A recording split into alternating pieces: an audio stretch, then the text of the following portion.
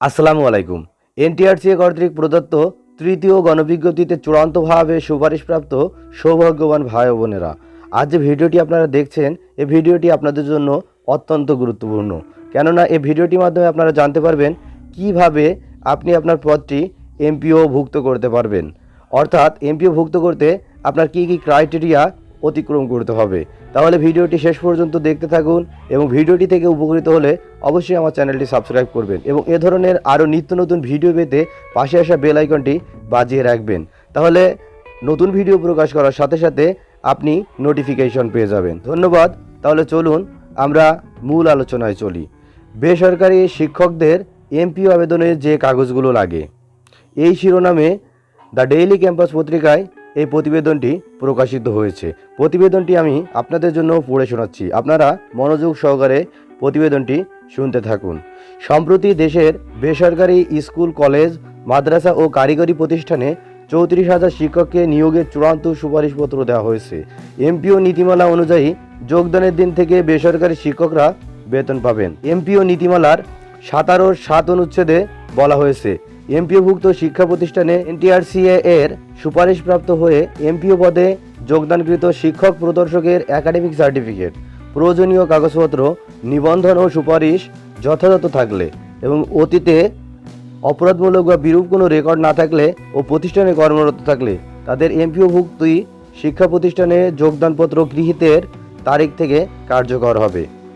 এদিকে বেসরকারি শিক্ষক নিবন্ধন ও প্রত্যয়ন কর্তৃপক্ষ NTRCA কর্তৃক যে সকল শিক্ষক বেসরকারি শিক্ষা প্রতিষ্ঠানসমূহে নিয়োগের জন্য চূড়ান্ত সুপারিশপত্র পেয়েছেন কিংবা বিদ্যালয়ে নতুন নিয়োগপ্রাপ্ত হয়েছেন, তাদের এমপিওভুক্ত হতে মাধ্যমিক ও উচ্চ মাধ্যমিক অধিদপ্তর মাওসি বরাবর এমপিও আবেদন করতে হয়। আবেদনকারী সকল তথ্য যাচাই করে মাধ্যমিক ও উচ্চশিক্ষা অধিদপ্তরের educational management information system EMIS নিয়োগপ্রাপ্ত শিক্ষক কর্মচারীদের আবেদনের যথার্থতা যাচাই করে মান্থলি পে অর্ডার অর্থাৎ এমপিওভুক্ত করা হয়। স্কুল, কলেজ শিক্ষকদের নতুন এমপিও আবেদনের প্রয়োজনীয় কাগজপত্র: 1. প্রতিষ্ঠান প্রধানের অগ্রায়ণপত্র।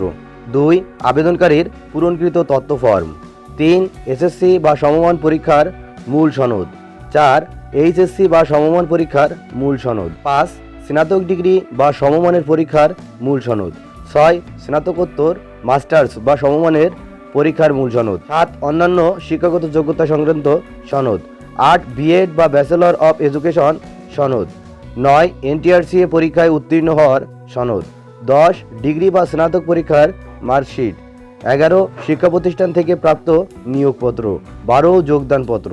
13. ব্যাংক অ্যাকাউন্ট স্লিপ ও ব্যাংক সার্টিফিকেট। 14. নিয়োগপ্রাপ্ত বিষয়ে অধ্যয়নরত শিক্ষার্থীদের তালিকা। 15. লাইব্রেরি পার্টিকুলার্স, লাইব্রেরি সংক্রান্ত তথ্য। 16. ল্যাবরেটরি পার্টিকুলার্স, ল্যাবরেটরি বা বিজ্ঞানাগার সংক্রান্ত তথ্য। 17. শিক্ষক কর্মচারীদের তথ্য বিবরণী। 18. নিয়োগকৃত পদে পূর্বে কর্মরত শিক্ষক কর্মচারীদের পদত্যাগপত্র। 19. পদত্যাগ, অবসরপ্রাপ্ত, অব্যাহতিপ্রাপ্ত শিক্ষক কর্মচারীর ব্যাংক নন ট্রায়াল সার্টিফিকেট। 20. শিক্ষা প্রতিষ্ঠানের শিক্ষা বোর্ড থেকে প্রাপ্ত সর্বশেষ স্বীকৃতির কপি। 21. শিক্ষা প্রতিষ্ঠানের সর্বশেষ কমিটি অনুমোদনের কপি। 22. লোকেশন সার্টিফিকেট যেখানে প্রযোজ্য। 23. সভার অধিবেশন বা রেজুলেশন সমূহের কপি। 24. রিকিউজেশন কপি এবং NTRCA গণবিজ্ঞপ্তির কপি অথবা পত্রিকায় প্রকাশিত নিয়োগ বিজ্ঞপ্তির কপি। 25. শিক্ষা প্রতিষ্ঠানের প্রথম এমপিও কপি। 26. শিক্ষা প্রতিষ্ঠানের শেষ এমপিও কপি। 27. নিয়োগপত্র সংক্রান্ত সভার অধিবেশন বই বা রেজুলেশনের কপি সমূহ। 28. নিয়োগ পরীক্ষার ফলাফল, জাতীয় মেধা তালিকার কপি, SMS এর কপি। 29. NTRCA থেকে প্রাপ্ত রিকমেন্ডেশন লেটার। 30. বর্তমান কমিটির অনুমোদনের কপি। 31. সাবজেক্ট অ্যাপ্রুভাল অথবা বিভাগ খোলার অনুমতি কপি। 32. শ্রেণীভিত্তিক শিক্ষার্থীদের তালিকা। 33. মহাপরিচালকের প্রতিনিধির মনোনয়নের কপি। 34. অন্যান্য কাগজপত্র। তো বন্ধুরা, আজ যে নিউজটি আপনারা দেখলেন, এই নিউজটি অত্যন্ত গুরুত্বপূর্ণ।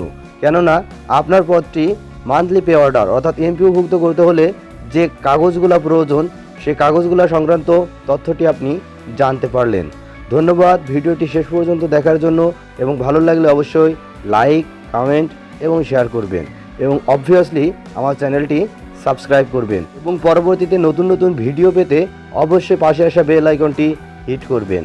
ধন্যবাদ আপনাদেরকে।